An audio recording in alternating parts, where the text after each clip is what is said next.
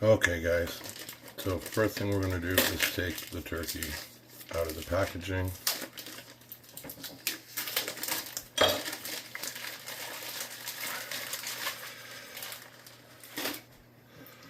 Once we've done that, we're going to take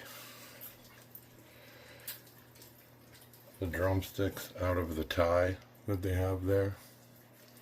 So now your legs are open. I'm going to take out all your pieces.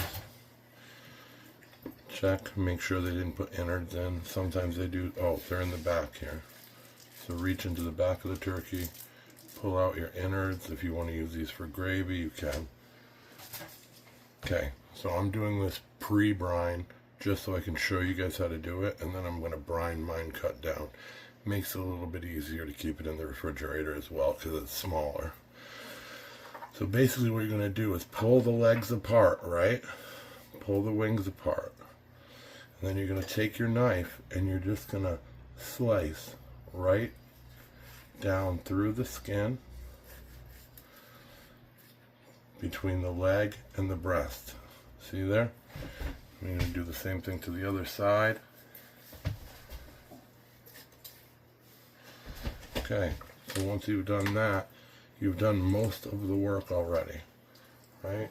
So here, we're going to go under this wing and we're just going to trim up to the backbone. Same thing here, go under the wing, trim the skin to the backbone, right?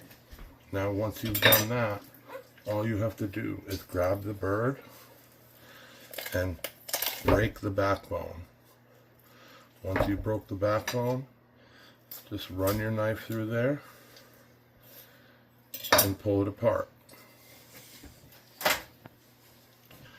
Now that you've done that step, you have the turkey. We're going to go and we're going to cut this little piece of connective tissue here. Take these pieces off. And then what I like to do is kind of turn it on its back, push on its backbone, pull the leg up, and then push on its backbone, pull the other leg up. That way it lies flat. So that's going to be a lot easier to roast. So there you are. That's your bottom half of the turkey. Now you have the top half of the turkey. The only thing you're going to do with this top half of the turkey is you're going to take your wings, right? And you're going to fold them around like that. So you're folding the tip of the wing under the back of the bird.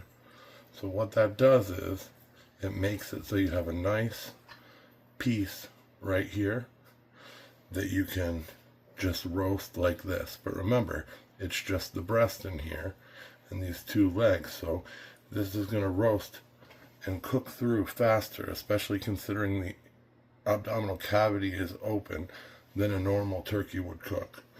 Now, one last thing, if you go to the back of the turkey and you just cut a little bit of the skin, remember you don't want to cut too much, because if you do, then what's going to happen is you're not going to have that nice skin around the breast.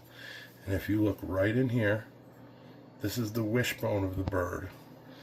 So you're going to go and take your knife and you're going to run it along the side of the wishbone.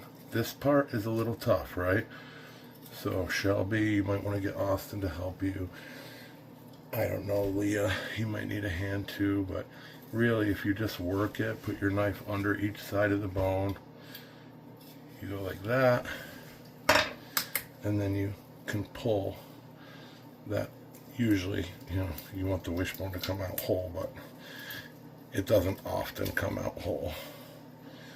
But the reason you're taking this wishbone off is because once you're done roasting the turkey, that wishbone gets in the way of you slicing the meat off, because you're going to want to go to slice and you're just going to keep hitting that bone. So once that's removed, that's it. So all you're going to do is you're going to get 2 pans and you're going to roast this and the legs separately.